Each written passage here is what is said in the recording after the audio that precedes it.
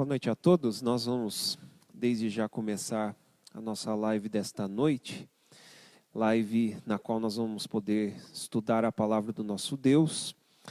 Acredito que os irmãos receberam hoje de tarde um convite, que a partir desta quarta nós iniciaremos, meus irmãos, um estudo na carta de Tiago. Então, a partir de hoje e daqui às quartas seguintes, nós faremos aqui uma exposição de toda a epístola de Tiago. Então, desde já eu quero fazer um convite a você que, se possível, você leia esta carta, você procure estudá-la, meditar nela. São apenas 5 capítulos, mas 5 capítulos importantíssimos para serem estudados. Então, nós vamos iniciar hoje aí a nossa série de exposições nesta carta, mas nós vamos começar orando. Então, nesse momento, se possível, eu quero convidá-lo a fechar os teus olhos comigo. Nós vamos, antes de tudo, pedir ao nosso Deus para que Ele fale aos nossos corações e que nós possamos, então, ter a iluminação dada pelo Espírito Santo para nós compreendermos a palavra do nosso Deus. Vamos orar, meus irmãos? Feche comigo os teus olhos, se possível, neste momento.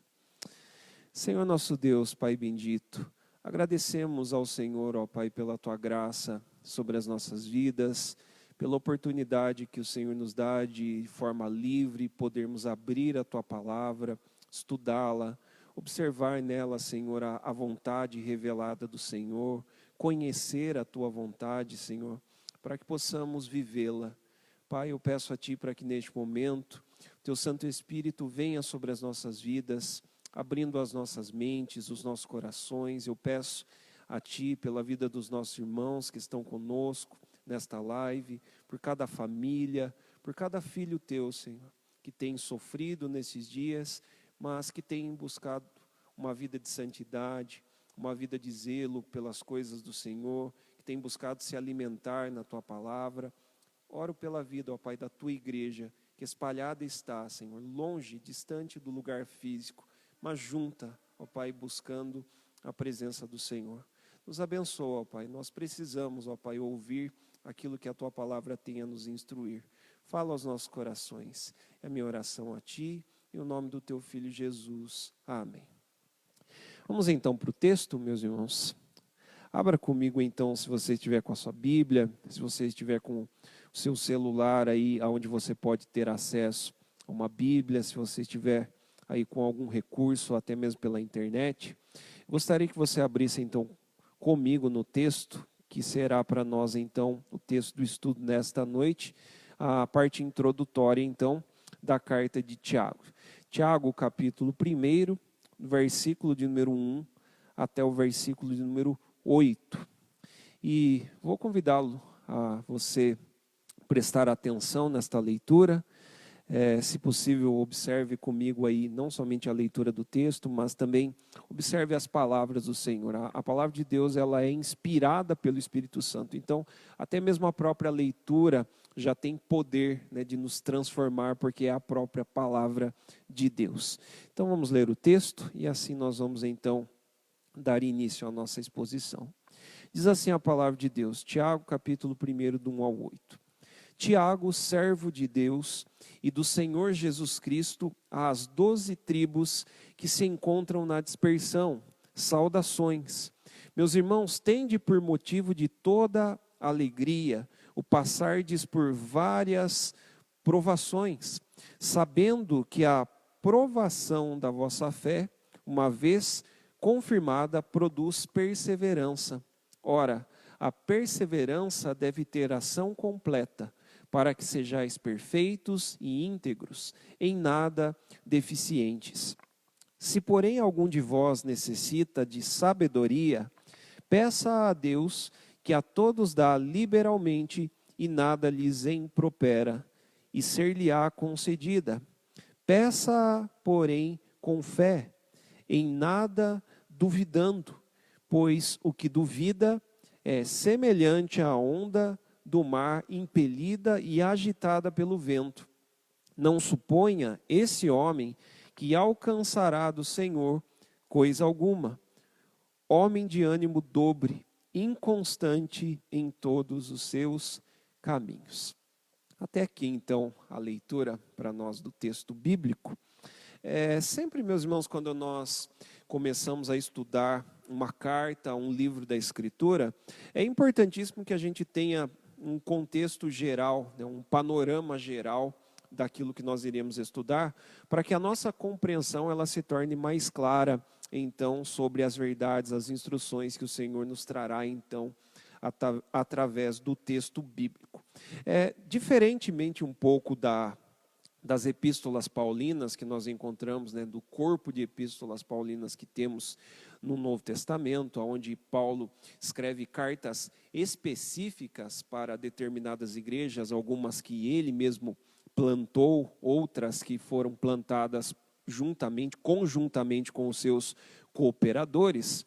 Aqui nós encontramos as chamadas epístolas gerais. Dentre elas, né, dentre estas epístolas gerais, nós encontramos a carta de Tiago, que diferentemente do apóstolo Paulo, um servo escolhido pelo Senhor, que fez parte, juntamente com os demais 11, tirando Judas, é claro, que depois cometeu todas as atrocidades contra o Filho de Deus e foi para o lugar que lhe era devido, segundo as profecias sobre ele mesmo na Escritura Sagrada.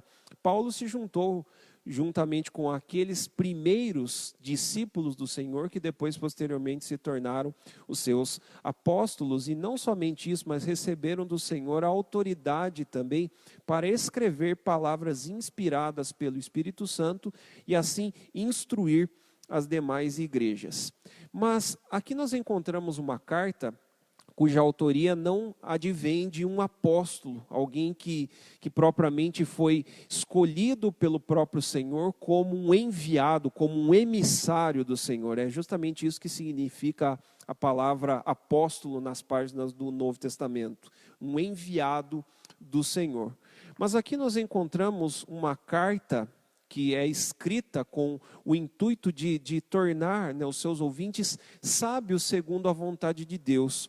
O escrito de Tiago, ou seja, esta epístola que nós encontramos no Novo Testamento, ela é entendida por muitos estudiosos da Escritura como uma carta de sabedoria, porque ela carrega aqui muitos ensinos que nos dão a instrução da sabedoria bíblica. Inclusive nós vamos encontrar a própria palavra sendo mencionada aqui para nós no texto.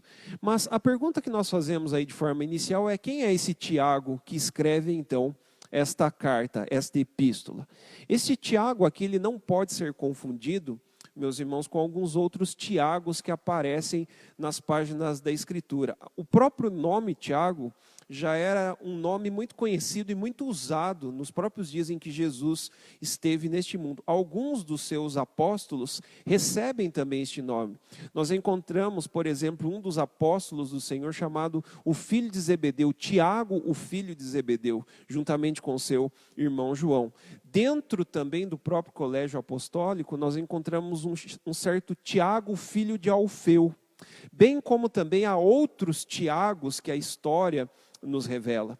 Mas aqui este Tiago que a carta faz menção, é muito provavelmente, e eu digo provavelmente porque os outros Tiagos, eles não recebem aqui para nós conotações que nos levam a entender que eles são de fato o autor desta carta, até porque o Tiago, apóstolo do Senhor, que já foi mencionado, o filho de Zebedeu, ele morre, segundo o registro de Atos capítulo 12, com uma perseguição romana. E então há muita possibilidade aqui, e eu falo isso com toda certeza, debaixo aí do cuidado de outros intérpretes da Escritura, que afirmam que este Tiago aqui é o meio-irmão de Jesus. Se você se lembrar, o Senhor Jesus, em sua filiação terrena, ele tinha uma família. Ele era filho de Maria com José, e Maria e José, e divergindo um pouco aqui da ideia católica romana, o Senhor Jesus tinha irmãos e a Bíblia também diz irmãs, né? Você pode encontrar isso, por exemplo, no registro lá de Marcos, capítulo de número 6, alguns outros registros dos evangelhos, nós encontramos ali os nomes, né, destes irmãos de Jesus. E nós encontramos dentre esses um certo Tiago, que a princípio, segundo o Evangelho de João, capítulo 7, lá no versículo 5, não era um convertido, ainda era um incrédulo, ainda não acreditava, não aceitava que aquele Jesus que convivia dentre os seus irmãos, no meio, no círculo familiar, era de fato o Messias que veio ao mundo. E aqui a menção, então, de Tiago, sobre este Tiago, nos leva a entender que quem escreve esta epístola, então, provavelmente é este chamado meio-irmão de Jesus. Por que meio-irmão? Porque Jesus, ele tinha sua filiação, como nós já percebemos, né, terrena, por meio de José e Maria, mas Jesus é o eterno Filho de Deus, o Verbo encarnado. Por isso, então, meio-irmão de Jesus.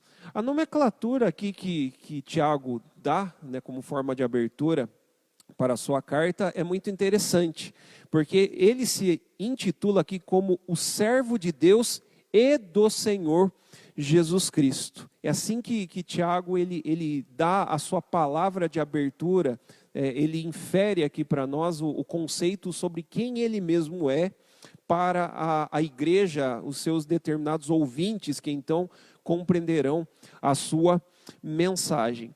O período aqui também provável que Tiago ele escreve esta epístola, alguns estudiosos da Escritura compreendem que essa carta foi escrita lá pelo ano 44 depois de Cristo, um período que houve grande perseguição para com boa parte dos judeus que viviam em Roma, daqueles mesmos judeus que se converteram no Pentecostes, que receberam, que acolheram a palavra do Evangelho e tiveram ali a sua conversão. E houve grande perseguição, né, segundo a própria história do registro de Atos, né, por meio de Lucas, bem como também pelo próprio registro, né, registros históricos de caráter romano, né, que nós temos ainda acesso, nos mostra que houve grande perseguição para com os judeus. O que nos leva então a perceber é por que Tiago faz menção aqui a estas 12 tribos que se encontram na dispersão, versículo de número 1 ainda.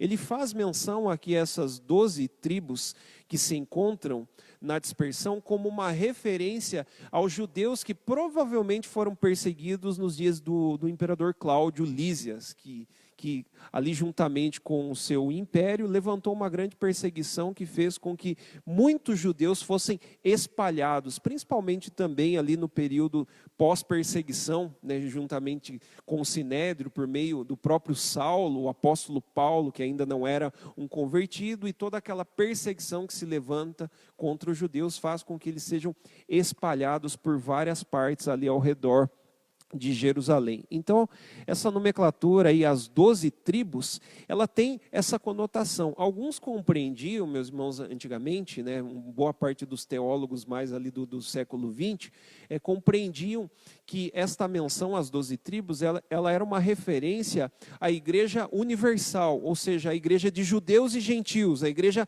salva pelo Evangelho. Mas é muito provável, até pela linguagem aqui que Tiago usa dentro da carta, a linguagem propriamente de um judeu, que torna claro para nós que o público específico, então, era provavelmente os judeus convertidos no Senhor, que estavam espalhados por aquelas demais regiões ao redor de Jerusalém. Um detalhe importante, meus irmãos, e juntamente com isso que eu acabei de dizer, do judaísmo próprio aqui, né, que é muito visto dentro da carta por parte de Tiago, nós percebemos aqui que esta é uma carta na qual o seu autor, que no caso é Tiago, faz muitas menções a personagens do Antigo Testamento. Você observa o conhecimento que Tiago tem, por exemplo, acerca da história de Jó. Ele faz menção a Abraão no capítulo de número 2, quando ele vai falar acerca da fé, né, do pai da fé, bem como ele também faz menção a Raabe. No capítulo de número 5, lá no finalzinho do capítulo 5, Tiago faz menção também a Elias, né, no que diz respeito àquele momento histórico em que Elias ora ao Senhor para que haja chuva, e a chuva então vem da parte do Senhor por meio de Elias, que orou, e então ele passa a ensinar sobre a eficácia da oração. Nós encontramos aqui dentro da carta também menções à lei, por exemplo, o capítulo de número 2, no versículo de número 10 em diante, aqui nós percebemos então palavras de um judeu, conhecedor da lei de Moisés, alguém que tinha um conhecimento muito elevado acerca do Antigo Testamento, assim como era próprio de qualquer judeu. Outro detalhe interessante que nós encontramos também aí à guisa de introdução, ainda, meus irmãos, nesta carta, são as várias menções aqui que Tiago faz sobre o Sermão do Monte. Nós encontramos aqui textos muito paralelos, muito próximos às palavras que o Senhor Jesus ensinou no conhecido sermão que nós estamos inclusive estudando aqui uma parte, as bem-aventuranças pelo domingo de manhã, e nós percebemos aqui que Tiago faz uma boa coleta de informações sobre este sermão, este conhecido sermão do Senhor, o que ele usa aqui para aplicar de uma forma vivencial, para instruir aqueles judeus que se encontravam espalhados. Então, tendo para nós aí esse panorama, ainda que breve, da carta, nós conseguimos então compreender um pouco o seu todo, o seu autor, o seu contexto, que era um contexto de perseguição, bem como também nós encontramos aqui expressões que nos levam a entender que este é um escrito que é muito próximo aos escritos de sabedoria, como os escritos do Antigo Testamento, como o livro de Provérbios, que nos falam a respeito do temor devido a Deus e tantas outras informações da sabedoria bíblica. Então, tendo para nós aí este pano de fundo, a gente pode então começar a compreender então esta primeira parte que vai do versículo de número 1 até o versículo de número 8.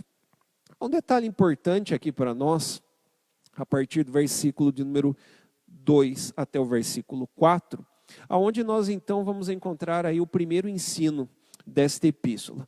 Versículo de número 2, perceba que Tiago ele usa aqui uma expressão de muita afeição para com os seus ouvintes. E há também um detalhe que eu gostaria aqui de destacar, meus irmãos, que é difícil nós encontrarmos aqui uma ordem de pensamento aqui dentro da epístola de Tiago. De todas as demais epístolas, como por exemplo as epístolas paulinas, que eu já fiz menção, a gente encontra um pensamento muito organizado nos escritos do apóstolo Paulo.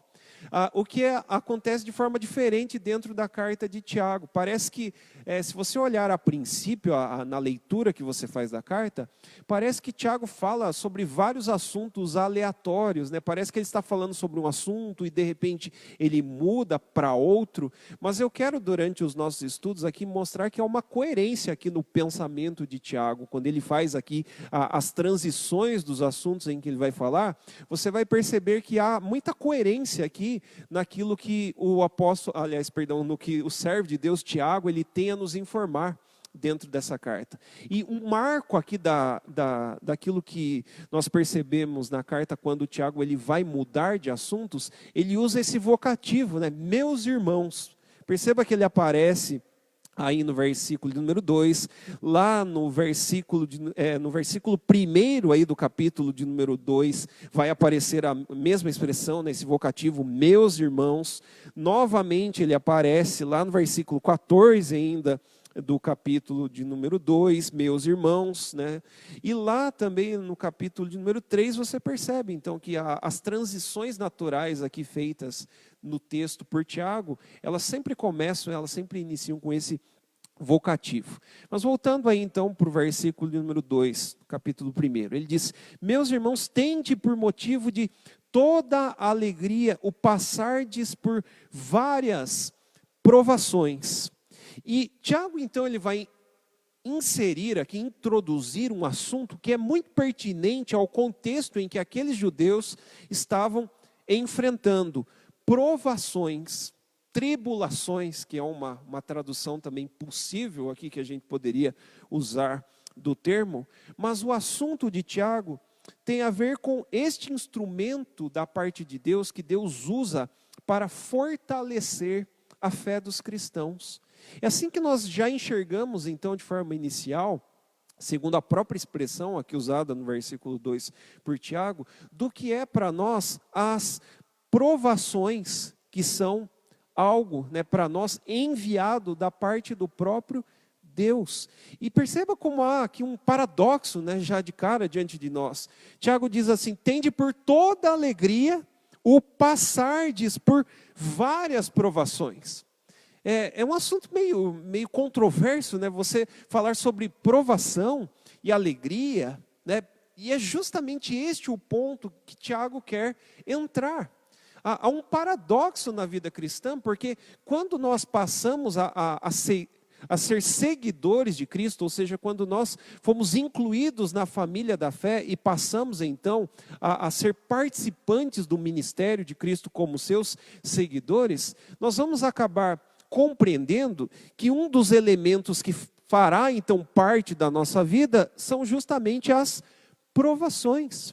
Mas provações aqui, meus irmãos assim, né, como o próprio Tiago nos chama, nós percebemos aqui que provações não tem a ver com tentações. Há uma possível tradução desta palavra que pode ser usada também como tentações, que vai aparecer ali a partir do versículo número 12, aí do capítulo de número 1.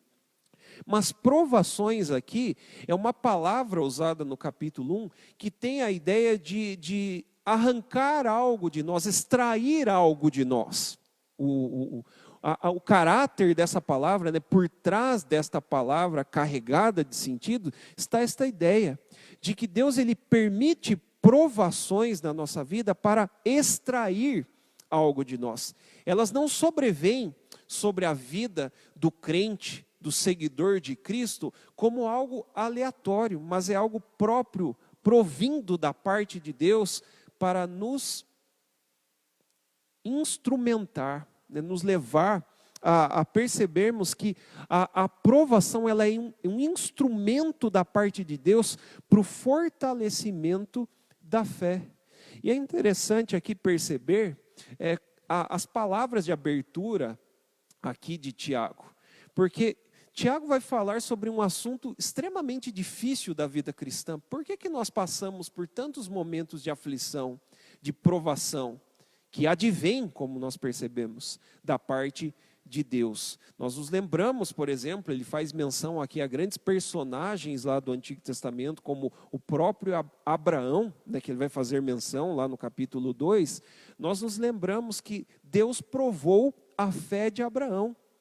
Provou para que ele pudesse extrair de Abraão a sua perfeita obediência. Ele vai usar esta palavra aqui dentro do capítulo 1, né, perfeitos e íntegros. Esta foi a forma que Deus usou para instrumentação da fé de Abraão. E, como eu disse, há um detalhe aí no versículo número 1, na nomenclatura que Tiago usa sobre ele mesmo. Ele diz: eu sou Tiago, servo de Deus e do Senhor Jesus Cristo. A palavra usada aí por Tiago, no versículo 1, a palavra servo, ela literalmente significa escravo, o que dá a ideia de humildade, né? Tiago vai falar aqui sobre assuntos difíceis, mas que ele mesmo não tem a capacidade de discernir, a não ser que o Senhor, né, por meio do seu Santo Espírito, traga ao seu coração, esclareça ao seu coração essas coisas misteriosas para nós. Por que Deus permite que haja provação, aflição, momentos difíceis no meio da vida cristã? Então é importantíssimo que ele se autolimite já diante da presença de Deus, na qual ele diga que ele é um servo, ele é um escravo de Deus e de Jesus Cristo. Perceba que ao mesmo tempo em que ele fala de Deus Pai Todo-Poderoso em essência como ele é, ao lado do Deus Pai Todo-Poderoso, Tiago coloca o Filho de Deus, ele o chama de Senhor Jesus Cristo. Aqui uma expressão muito forte para se referir ao Filho de Deus. Ele é o absoluto Senhor. A própria expressão aqui traduzida, né, como um termo grego que aparece aqui nas páginas do Novo Testamento para Senhor, ela era um nome próprio de Deus revelado nas páginas do Antigo Testamento, o Adonai, né, o soberano sobre todas as coisas. Então, entender aqui essa expressão ao se referir ao nome de Cristo, já nos faz compreender que provações, elas têm o domínio, o controle absoluto de Deus.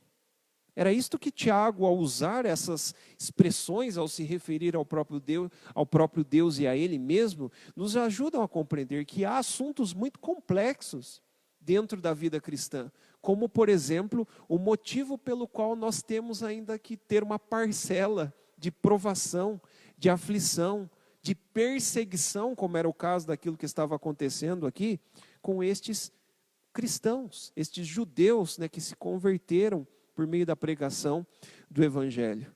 Mas como eu disse, meus irmãos, essa expressão usada aí no versículo 2 é muito, muito interessante, né? Porque Tiago diz, tende por motivo de toda alegria, não é qualquer alegria, né? Não é qualquer tipo de alegria, porque o mundo ele entristece, né, a Deus com a sua desobediência. Tiago vai falar disso lá no capítulo 4, a partir do versículo número 9, aqueles que vivem um mundanismo em sua vida, que ainda vivem os ideais deste mundo, os ideais pecaminosos deste sistema pecaminoso que impera no mundo, eles precisam de conversão, eles precisam de arrependimento, perdão. E por isso, no versículo 9 lá do capítulo 4 aí, de Tiago, ele diz, por isso então, afligi-vos, lamentai, chorai, converta-se em riso a sua alegria temporária, mas se converta ela então em pranto e em tristeza. Humilhai-vos na presença de Deus e o Senhor vos exaltará. Então há um contraste aqui. O mundo que aparentemente parece que desfruta uma alegria, a Bíblia vai nos mostrar que esta é uma alegria temporária, é uma alegria pecaminosa. Mas há uma alegria aqui, soberana, uma alegria transcendente, que nós experimentamos porque nós somos servos de Cristo Jesus e estamos seguindo após Ele. Por isso, ainda que afligidos, por meio de provações que advêm da parte de Deus a cada um de nós, para provar a nossa fé, estejamos alegres, contentes, cheios de alegria. Há uma expressão muito próxima aqui à linguagem usada por Tiago nesta epístola, que é aquela que nós encontramos lá na primeira carta de Pedro, no seu capítulo 1 também, onde ele diz que aqueles crentes ali que estavam sendo perseguidos pelo Império Romano, eles poderiam experimentar uma alegria exultante da parte de Deus.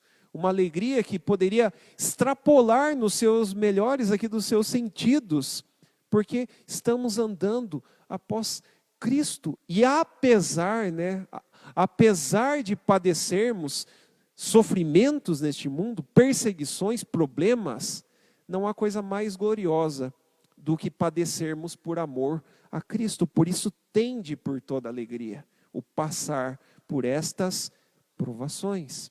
E como eu disse, meus irmãos, esta palavra provação, ela é uma palavra, né, provações, ela é uma palavra carregada aqui de sentido, muito sentido do Antigo Testamento é extraído por trás desta palavra. Porque na vida cristã, compreendendo aqui o Evangelho de Cristo, o ensino apostólico nas páginas do Novo Testamento, nós percebemos então, como eu disse, que Deus nunca nos prometeu livrar dos problemas, das aflições, daquilo que nos aflige enquanto neste mundo. Pelo contrário, eles são usados, são instrumentos da parte de Deus para a nossa vida, para o fortalecimento da nossa fé. Esse é o ponto de Tiago, é isso que você precisa frisar aqui nestes primeiros versículos. A gente compreende, por exemplo, palavras do Antigo Testamento como o Salmo 46, onde o Senhor promete, segundo o salmista, ser o nosso refúgio. Deus é o nosso refúgio e fortaleza, socorro bem presente nas tribulações. Por meio das provações que aqueles amigos de Daniel passaram quando cativos da Babilônia, lá no capítulo 3 do seu livro, quando ameaçados por Nabucodonosor a ser jogados em uma fornalha acesa 7 vezes aquecida, aqueles jovens, né, tementes, aqueles jovens hebreus se voltam para Nabucodonosor, segundo a narrativa do capítulo 3, e dizem, olha, se o nosso Deus, a quem nós servimos, quiser nos salvar, Ele nos livrará. Mas se ele não quiser, fica sabendo, ó rei, que nós não nos dobraremos a qualquer tipo de estátua, porque há um único Deus. Eles estavam ali literalmente negando aquela expressão de adoração, porque eles compreendiam muito bem que o primeiro mandamento diz que não pode existir qualquer outro tipo de imagem de Deus, de divindade, a não ser o Rei dos Reis, o Senhor dos Senhores no nosso coração. Vocês percebem? Eles ali não compreenderam que seguir após Deus, andar com Deus, seria uma coisa fácil. Eles compreenderam que o Senhor, Ele requer de nós toda a nossa obediência, toda a nossa integridade, se somos de fato seguidores após Cristo, após o caminho estabelecido pelo próprio Deus na Escritura. Mas então, qual é o intuito das provações na vida cristã? Há uma didática aqui que Tiago nos traz, que aparece então no versículo de número 3 e 4. Por que o Senhor permite, provações na vida cristã? Aí no versículo de número 3 ele diz assim: sabendo que a provação da vossa fé, uma vez confirmada, produz perseverança. E há um detalhe aqui que eu queria trazer aos irmãos sobre o versículo de número 3, essa expressão, uma vez confirmada, na língua original em que o texto foi escrito, na língua grega, ela não aparece. A gente poderia ler o texto mais ou menos assim: sabendo que a provação da vossa fé produz perseverança. Mas aqui os nossos intérpretes, aqui no caso a Revista Atualizada, que é a Bíblia que eu estou usando, eles interpretaram aqui na sua forma de traduzir o texto, porque é de fato isto, de fato o que o texto quer nos trazer. A ideia de que a provação da fé, ela quer extrair algo de nós. A provação aqui mandada pelo próprio Deus para a sua igreja, para com seus filhos, para com cada um de nós, ela tem o intuito de nos provar. A semelhança do metal que passa por todo aquele processo no qual é removida a escória, é removida a sujeira, para que aquele metal possa se tornar brilhoso, brilhante ante os nossos olhos, ele precisa passar pelo processo do fogo. É o fogo da provação, é a linguagem novamente de 1 Pedro capítulo 1, nos mostra que essas coisas são necessárias para arrancar da nossa vida tudo aquilo que não presta, o mundanismo que Tiago vai combater aqui dentro da sua carta, o pecado, a nossa fraqueza, a nossa mornidão espiritual, por meio da provação que advém das mãos de Deus a nós, ela arranca de nós todas essas coisas. Há um texto muito importante, meus irmãos, lá no Antigo Testamento, e que você encontra lá em Deuteronômio, capítulo de número 8. É neste texto que nós temos aquela menção, daquela resposta, inclusive que o Senhor Jesus dá ao próprio Satanás quando na tentação do deserto. É lá que nós encontramos a expressão de Moisés, nem só de pão viverá o homem, mas de toda a palavra que procede da boca de Deus. Lá nós encontramos esta referência usada pelo Senhor Jesus. Mas lendo todo o contexto lá de Deuteronômio capítulo 8, nós vamos perceber Deus dizendo por meio de Moisés ao povo assim: eu permiti que vocês fossem provados no meio do deserto, que vocês experimentassem tudo aquilo que vocês experimentaram, e mesmo assim vocês experimentaram da minha graça, do meu cuidado. Deus disse assim ao povo por meio de Moisés: vocês não tiveram as suas roupas envelhecidas, as suas sandálias também não se corromperam, mesmo ainda que peregrinos no meio do deserto. Vocês não tinham trabalho ali para exercer no meio do deserto, porque eu fazia chover pão dos céus sobre vocês, eu trazia codornizes, aves que lhe provinham alimentos, seriam como alimento para vocês. Mas sabe por que o Senhor Deus falou todas essas palavras ao povo? Para depois ele dizer assim: eu fiz tudo isso para provar o que estava no coração de vocês. Se de fato vocês me amavam com todo o coração de vocês, Ou simplesmente vocês estavam me seguindo porque vocês viram que era bom, né, comer pão sem trabalhar? Lembra que o próprio Jesus corrige esse pecado grave no Evangelho de João capítulo 6, quando ele multiplica pães diante dos homens e os homens vão atrás justamente do pão, porque o que eles mais precisavam era do alimento da vida, o pão da vida, ou seja, o próprio Cristo. As provações, elas eliminam então esses subterfúgios que nós criamos dentro do nosso coração. Essa idolatria que ainda existe em nosso coração, ela é eliminada por meio da provação. E nós sabemos que nós temos passado, meus irmãos, momentos de crise terríveis. É aqui que nós estamos vendo Deus matando a idolatria no meio do seu povo, inclusive dos próprios cristãos. Quantas pessoas pensaram, meus irmãos, nós nos lembramos aí, temos recordações do ano passado, né? Muitas pessoas pensando que por causa da mudança de governo, todos os problemas do Brasil seriam resolvidos, e nós acabamos percebendo que não. Usando até um trocadilho, aí vem um Messias e as pessoas pensam que o mundo vai ser salvo, o Brasil vai ser salvo. E nós acabamos percebendo que Deus está mostrando que toda a nossa estabilidade, a nossa segurança, não estão em um governo, não estão em um partido. O reino que nós buscamos não é o reino deste mundo. É claro que enquanto aqui, como servos de Deus, à semelhança de Tiago, nós estamos tentando alinhar o reino dos céus com a realidade presente, porque daqui a pouco o reino dele vai vir para cá. Então nós já estamos trabalhando pela equidade, pela ética do reino de Deus, até que esse reino seja consumado. Mas até que ele venha, é uma grande utopia, meus irmãos, é algo utópico a gente pensar que enquanto aqui nós viveremos um tempo de bonança, né, sem pobreza. Isso é uma utopia. Eu não quero aqui ser pessimista, mas como os irmãos sabem, eu quero falar a realidade bíblica. Os pobres sempre existirão. A Bíblia diz que é necessário que eles existam.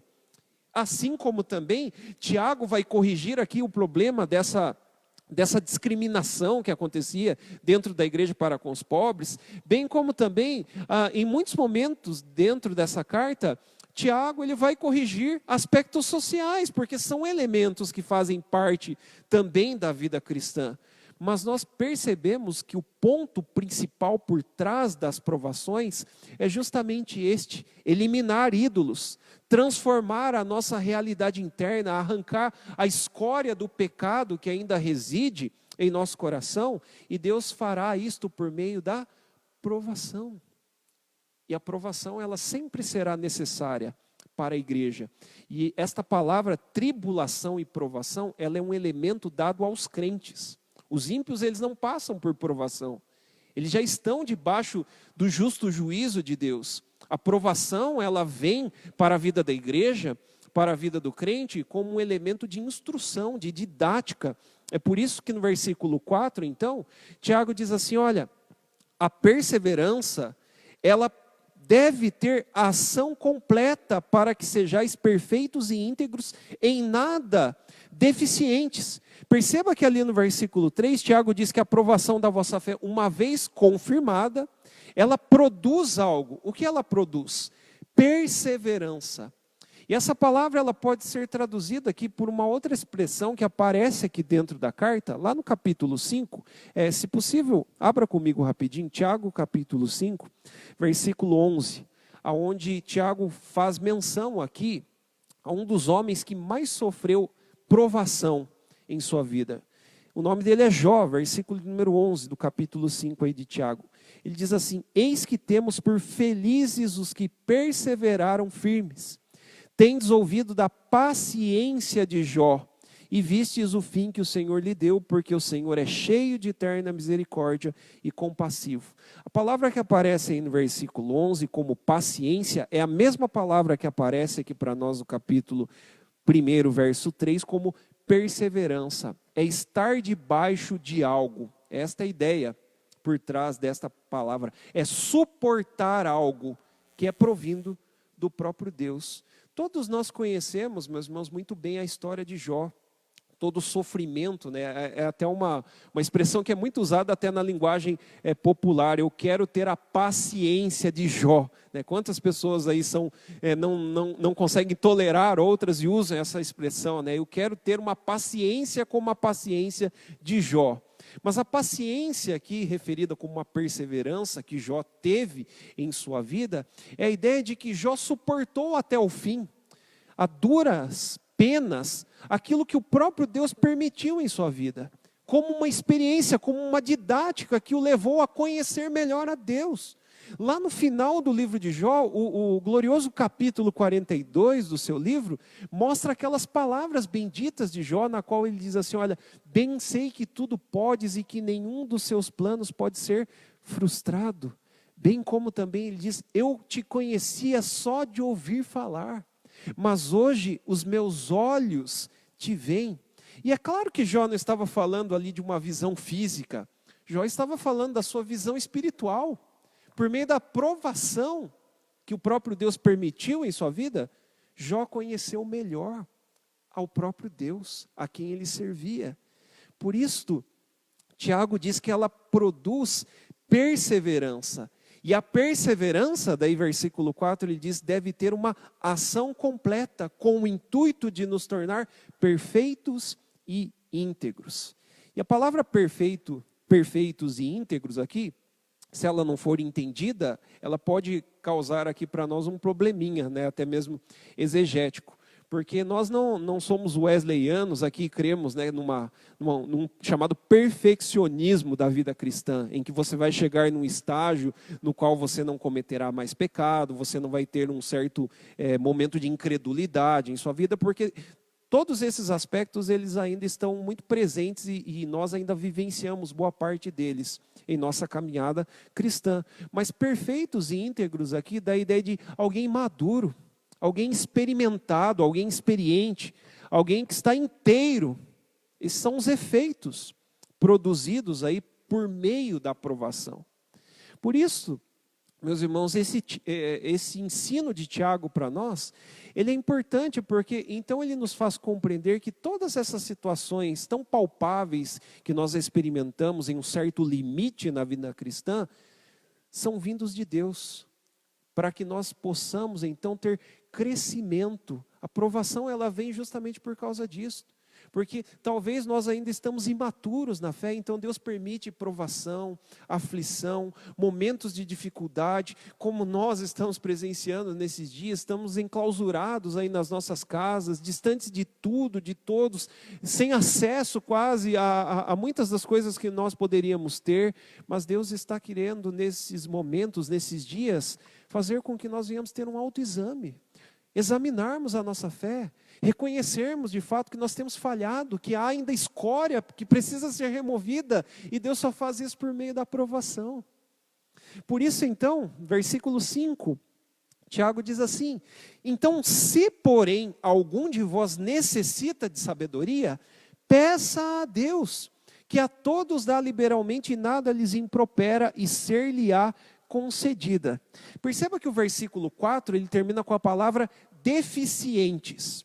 E como você sabe, meus irmãos, esses títulos aqui que quebram para nós aqui a transição natural do versículo 4 para o versículo 5, se você está usando a mesma Bíblia que eu, por exemplo, tem um título em cima da minha Bíblia aqui com o seguinte tema, como obter a sabedoria. Esse título não é inspirado, né? Ele não constava no registro original feito por Tiago, porque há uma sequência lógica aqui nas palavras de Tiago. Quando ele fala sobre essa deficiência que poderia existir e de fato existia na vida de muitos daqueles judeus convertidos, então Tiago dá a seguinte instrução: se vocês precisam, vocês necessitam, vocês carecem, que é a palavra mais própria aqui, carecem de sabedoria, peça a Deus. Mas de que tipo de sabedoria Tiago está falando aqui? Não é aquela sabedoria, meus irmãos, instrutiva para nós podermos saber lidar nas questões do nosso dia a dia, como responder às pessoas no nosso trabalho, como fazer determinadas escolhas corretas quanto àquilo que eu faço no meu viver diário. É aquela sabedoria que nós encontramos, por exemplo, no livro de Provérbios, né? Uma sabedoria mais prática. Esta sabedoria aqui que aparece no versículo 5 é compreender melhor os propósitos eternos de Deus por meio das provações. É muito difícil nós compreendermos, né? Por que Deus permite provas na nossa vida? Nós ficamos com dúvidas, nós questionamos Deus e não há qualquer tipo de pecado em fazer questionamentos para com Deus. Nós percebemos uma linguagem que aparece lá no Antigo Testamento, de total incredulidade, parece em alguns momentos, de alguns autores bíblicos, como por exemplo é o caso de Abacuque, que chega até o Senhor e pergunta: Senhor, por quê? Por que o Senhor está permitindo, né, jogando Deus contra a parede, dizendo: por que o Senhor permite um povo ímpio como os caldeus virem e nos afligirem, nos levarem como cativos, fazerem um cerco contra nós? Por que, Deus?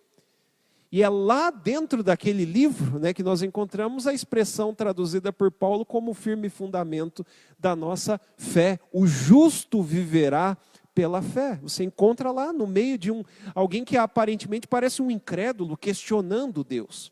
Então, nos momentos de provação, nós padecemos, nós carecemos muitas vezes desta sã sabedoria, desta sabedoria que tem a ver com o temor de Deus descrito lá no livro de Provérbios. O temor a Deus, ele é o princípio de todo o saber. É necessário que nós oremos, né? Nós peçamos a Deus por sabedoria, compreensão, para entendermos que esses elementos são importantes na nossa vida. Não é fácil recebê-los, mas como eles são importantes para o nosso amadurecimento, para o nosso crescimento.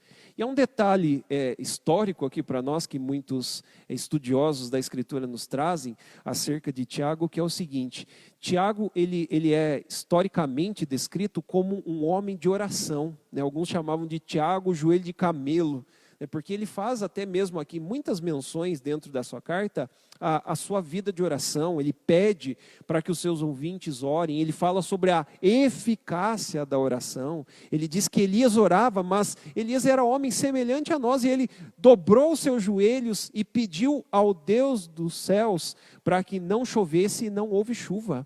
Então ele fala aqui em muitos momentos sobre esta oração. Por isso ele convida aqueles crentes judeus convertidos a pedirem a Deus. Por quê? Porque fazendo esta petição, Deus não lhes irá improperar, ou seja, não os irá impedir de receber uma causa que Deus quer que nós venhamos a ter. Aqui por trás, né, como pano de fundo, parece que está aquele texto de 1 Reis, capítulo 3, a história de Salomão, onde nós compreendemos ali a transição do reino de Davi para o seu filho Salomão, onde Salomão faz um pedido, faz uma oração ao Senhor, e o Senhor diz: pede-me o que queres que eu te dê. E Salomão diz: a única coisa que eu preciso, mais do que riquezas, poder, glória, um trono, é sabedoria. E a resposta de Deus foi: você fez um bom pedido. Era justamente este que você precisava. Porque o que você mais precisa na vida é de sabedoria. E como consequência, diz o capítulo 3 lá de 1 Reis, as riquezas, toda a bonança do reino de Salomão veio pela própria bondade de Deus para com a vida do rei. Mas a coisa mais importante que Salomão precisava, ele pediu. E Deus não impede ninguém. Deus quer atender orações como estas, pedidos por sabedoria, por esta sã sabedoria, para compreendermos todo o bem que o Senhor faz para os seus filhos. Nós estudamos aqui, encerramos o capítulo de número 8, da carta aos Romanos, onde nós vimos as palavras de Paulo dizendo, né, nos lembrando que todas as coisas, elas cooperam para o bem daqueles que amam a Deus. Tribulações, sofrimentos, angústias, provações da parte de Deus sempre são para o nosso bem. E nós vimos lá que o bem, né, que Paulo faz menção lá no texto, é nos tornar como Cristo. Mas há uma oração aqui que não será atendida. Tiago diz assim, versículo de número 6, a oração com incredulidade, né, uma oração dúbia, não será atendida. Mas ele diz, versículo 6, peça, porém, com fé, em nada duvidando, pois o que duvida, ele é semelhante à onda do mar, impelida e agitada pelo vento. É aquela oração duvidosa, é aquele crente que ora por chuva, mas não sai com guarda-chuva. É uma oração que não tem, de fato, né, uma convicção da parte de Deus dada aos nossos corações de que Ele sempre atenderá pedidos corretos. E perceba que há também aqui um ponto dentro da oração de Tiago, que nós estamos pedindo aqui por sabedoria. Deus quer nos conceder esta sabedoria do alto, sabedoria que não é indulgente, que não tem mácula. Ele vai explicar desta sabedoria lá no capítulo 3, a partir do versículo de número 13. E ao entrar ali no capítulo 4, ao falar sobre oração, ele diz que nós pedimos e não recebemos porque nós pedimos mal, para esbanjar nos nossos prazeres.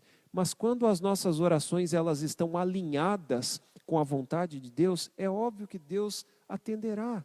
E olha que interessante, porque esse peça, porém, com fé, bem como também no versículo 5 ele diz, se porém algum de vós necessita de sabedoria, peça a Deus.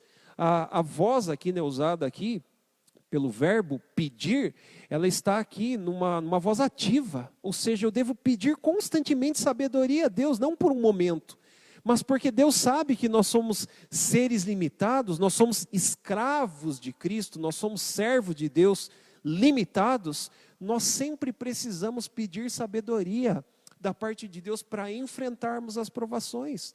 Do contrário, é óbvio que nós iremos sucumbir com as dúvidas que chegam aos homens que vivem neste mundo, mas orando da forma certa, pedindo sabedoria, dobrando os joelhos constantemente, Deus sempre nos fará compreender que todos os seus planos são santos, são sábios. A sabedoria vai aparecer aqui permeando esta carta, mas só compreendem essas coisas aqueles que, à semelhança de Jó, têm diálogos com o Senhor, falam com o Senhor. Quanto mais próximos dele estão, compreendem um Deus que nós não ouvimos mais somente falar dele, mas nós conseguimos enxergar pela fé. Essa é a oração que Tiago ele conclama os seus ouvintes a fazer. E qual o resultado disso?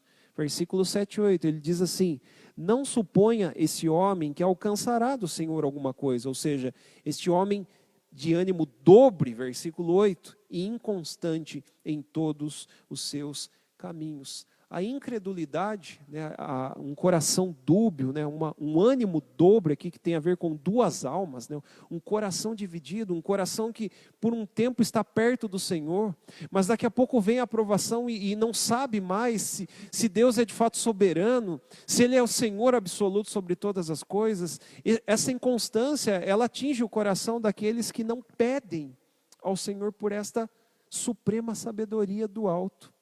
Por isso, meus irmãos, eu queria então concluir aqui o nosso estudo nessa noite, né, nessa parte nossa introdutória. Nós temos muito ainda ao que falar, né, sobre esta carta, mas deixando com vocês estas informações que são muito úteis para a nossa vida. Quando vocês passarem por provações, por momentos de aflição, que podem surgir, que irão vir sobre as nossas vidas, compreendam isso como instrumentos de Deus para o nosso amadurecimento. Todos nós, meus irmãos, sabemos que nós teremos que passar por uma certa medida de sofrimento nesse mundo. Hoje de tarde eu recebi um vídeo, bem como eu li também um artigo escrito pelo próprio Augusto Nicodemos, um pastor que nós gostamos muito, um homem de Deus, um homem compromissado com o ensino da palavra de Deus. Na região onde ele mora, bem como em alguns outros estados do Brasil, já há uma certa represália para com as igrejas. Muitas igrejas estão tendo que passar por esse momento uma certa perseguição, não podem nem sequer abrir para que haja ali cultos online ou algo do tipo. Então nós estamos sofrendo, é claro que uma medida ainda pequena, né, uma certa perseguição, mas nós já estamos presenciando todas essas situações que aqueles servos de Deus, à semelhança de Tiago, assim como aqueles judeus convertidos a Cristo, todos nós enfrentaremos dificuldades neste mundo. Por isso, a coisa que nós mais necessitamos nesses dias é orar, pedindo constantemente, dobrando os nossos joelhos constantemente diante da presença de Deus, clamando, pedindo a Ele por sabedoria do alto, por compreensão destas coisas que Deus está fazendo no mundo e nas nossas vidas.